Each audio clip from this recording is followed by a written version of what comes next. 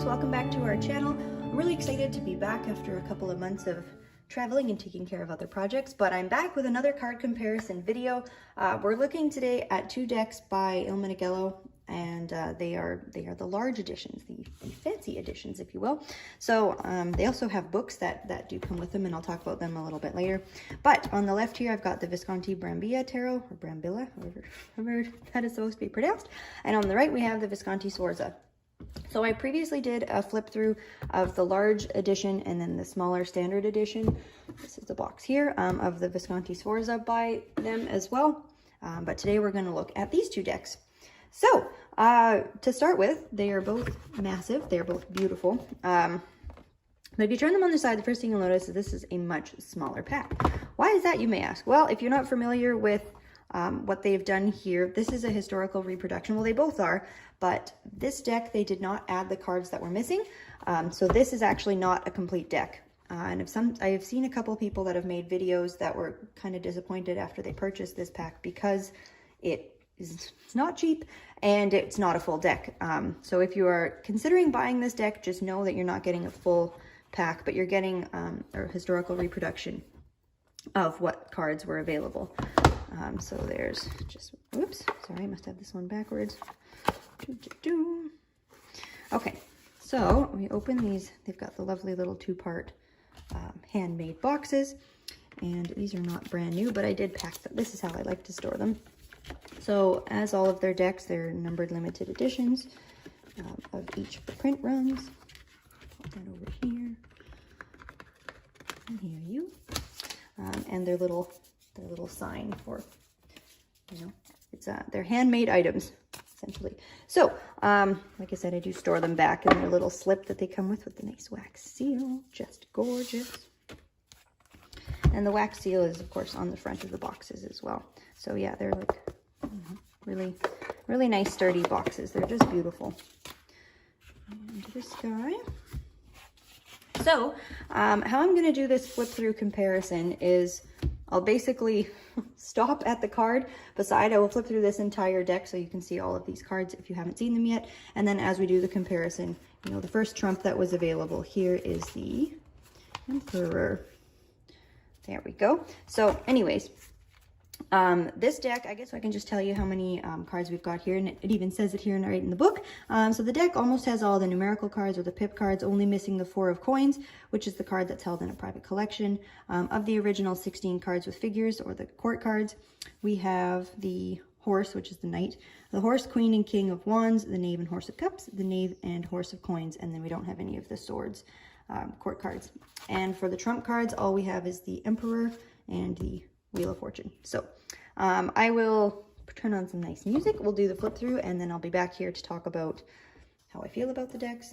Do I think they were worth it? All that good stuff. So let's get started with the flip through.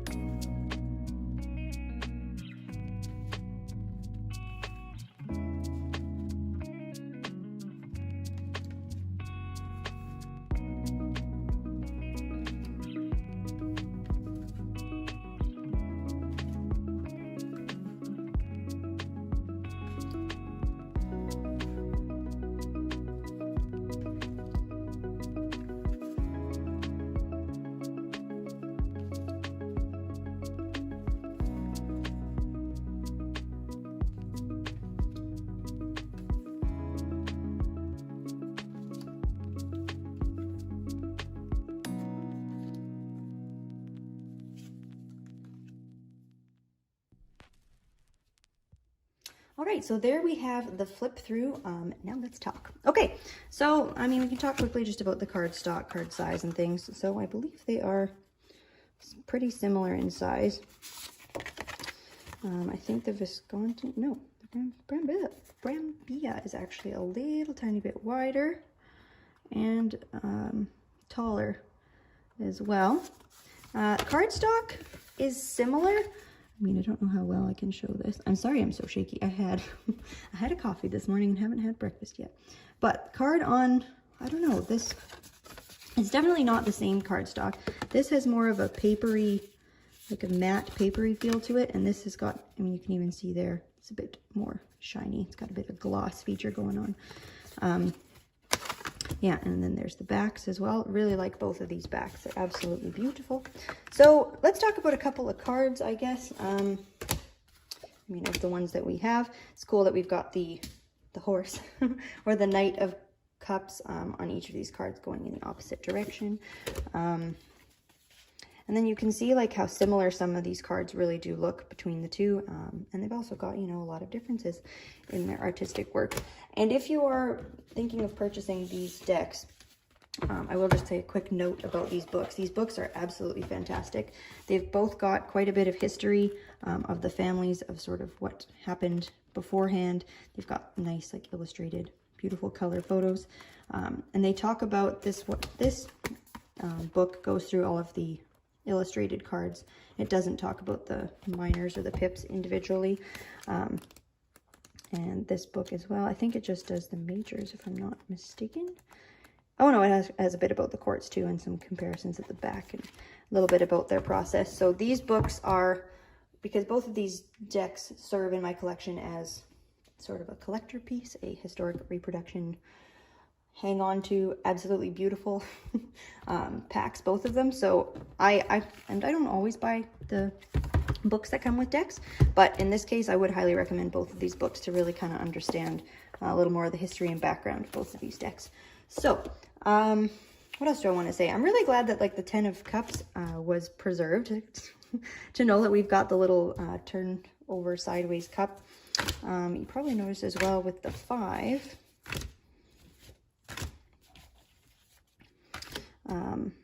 Oh no, that's not the card I was thinking of. Anyway, so I guess we can just chat about like the overall embellishments of the cards. Like I really do love this deep blue accents that they have in here, and I hope this shows up on camera. But the blue ink that they used is very, like it's almost got a glittery shine to it. It's a fantastic indigo colored dye pigment. And it just really makes these cards light up and gives them a whole lot of depth, which is super beautiful. This deck, not so much. And here's, I guess, where I will say where I am actually very, very disappointed in this particular pack. Because before I bought this, I watched a lot of different YouTube videos. And what people were showing was a deck that had the similar type of gold foiling, cold cast, that's not quite the right word, but I'll just show you here with this one. So this is their standard, the smaller edition, and I hope you can see this, but it's very shiny. It's got this like metallic kind of glow in each of these cards, especially in like the darker, hopefully you can kind of see that in the cups. I don't know if that's picking it up exactly how I'm looking for it to, but these, oh, there we go, in the coins you can kind of see it. What I had seen in previous videos was that this edition had the exact same thing. And as you see this lovely light up situation here, this is just flat. This is just plain regular ink, which is really not the quality that I have grown to love and respect from this particular publisher. I did reach out to them and email them, and I asked if they had any more of the the prettier version left, and they don't. So they said this is the ink that they used for this particular edition. But I guess here, maybe I can show, not to turn this into a review about these two decks again, but yeah, I mean, I hope you can kind of see what I mean, is that this has a beautiful metallic ink to it, and this is just something you would expect from just any old mass market publisher. So to be honest, I was incredibly disappointed after I found out that the copy I had was not in fact the case. So Big disclaimer, if you do end up picking up this deck, if you get it, this video is being filmed, what is it? It is almost August 2022. And I do believe that the ones they are still carrying has, you know, this sort of ink to it. Versus if you find an earlier edition, maybe from a seller on eBay or, you know, someone selling a deck, you might find the metallic one. Anyways, up and off of that, let's talk about the whole reason that I ended up purchasing this deck. It is for these beautiful swords. So this is where you can see as well that these swords are, you know, more of the Marseille style curved swords versus here in this one. Sorry, let's go back here. Those are one. Where are they? Here we go. Versus these swords, they've got the straight swords, as well as you can probably notice there's in the aces, this sword is pointing down towards us, whereas the ace in this one is pointing up and away. My personal preference, I like the sword to be away. When I see a sword that is pointed towards me, I typically see that as a reversed card. But you know, just something to be mindful of. But here is the reason, folks, that I spent all this money on a deck that is not complete. Do you notice how beautiful? Okay, if it's not super obvious, let me just grab, you know, this is my Noble here. So it is not in order. Do we have swords here? There we go. You see the difference that typically in the odd numbered swords of Marseille decks, you have, you know, the ones on the outside and something straight up the middle. This beauty has asymmetric pips, asymmetric sword cards. And to me, that is just so fantastic. I love that we've got that imbalanced, you know, we got the 4 or 5 on one side, 4 on the other. So it's really, the reason I bought this deck was for the odd numbered swords cards. That is like for the main reason. Also, like, to be honest, it's absolutely stunning deck. The quality is fantastic. It's got, you know, those really nice dark blue pigments, that papery finish. There's a whole bunch of reasons that I adore this deck, but the reason I was willing to spend so much on an incomplete deck was to have a copy of a deck that has asymmetric sword pip cards. If anyone in the tarot community knows of any other decks that have done this, please let me know, because I would love to have a full deck with that particular style. But as far as I know, this is the only deck in print right now, or that has been in print, that has done a reproduction of asymmetric sword pips. I just love that. Oh, it just is so nice, so unique, absolutely beautiful. What else did I want to talk about with these cards? Talked about cardstock. Yeah, so it's not a bad in terms of like the minor cards. It is just missing that 4 of coins there. So I do actually read with this deck. Would not for a client, because I like to have all my cards on the table. But I do read with it for myself. I will use the whole deck. I find it still does read really quite well. I mean, the deck is aware of what cards it has, so it still reads as though it's, you know, it reads as a full alphabet, if you will. Yeah, what else do I want to say about these cards? I mean, I really do like this as well. I don't regret purchasing this because I do like having the really big cards of these. I mean, the detail and artwork on them is still absolutely beautiful, even if they didn't quite deliver on the ink as I was talking about. But I do work with a Visconti deck. I've got the little mini one that lives in my purse, and then I use the standard pack as well. And I really like it as a system. It's got such a beautiful, you know, vintage antique feel to it, of course, because it's such an old historic reproduction deck. What else did I want to say? I guess maybe in the cups, I don't know if I had mentioned it in the other video, but they did do a really beautiful job of preserving the cards and making them look still very old. Is it in here? Which card was it? There's a card, that one, where it even has like this little stain on it. And I would imagine that the card, I haven't seen the original deck that's, I can't remember which museum it's in. I believe it's in Italy. But I would imagine maybe it's got a little stain on it like that. And you know, they just, their attention to detail is still absolutely top notch. And they will continue to be among my very most favorite deck publishers. That ink thing was really disappointing because the previous versions did have that higher quality ink. and this one just didn't quite make the cut. So were these decks worth it? Yeah, I don't regret either of these purchases, and I knew going into it that this was not a full deck, so I didn't have that level of disappointment that some folks ended up having. I still work with it. Again, like, I don't know. If you can hear, like,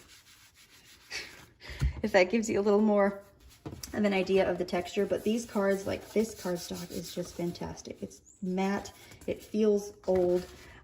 And they did an absolutely stunning job of reproducing this deck. I think they said in the book that they did lighten up some of the colors and things like that, which is great. I would love to see if they ever chose to, a whole reproduction of this deck where they use their beautiful artistic skills, or anyone who would want to reproduce this deck and then fill in what they think the cards would look like, because it would be really nice to have a full pack of this deck in this style with these beautiful, like, I mean, this doesn't have any metallic shine to it, but you can see like the detail that they put where it has, you know, the lighter bits to it, that it does really look like the cards are lighting up. This to me also just looks like a baseball sometimes. Anyways, so I love them both. I don't regret either of the purchases because they both serve a very special spot in my collection. I do use them both. This one more so for, you know, study purposes or for myself. They are a little bit big and cumbersome to shuffle. Not impossible. I would go ahead and do a hold like this, and, you know, something along those lines of, I mean, it's not the easiest thing to do, especially when I'm trying to hold it in front of the camera. Never been able to riffle shuffle them, but, you know, you can just do cutting the deck and things like that. But they are 100% still workable. I just wouldn't say necessarily as like an everyday client reader or reader for yourself, just due to their size. But they're stunning. I love big cards. I love that we can see all the detail in them.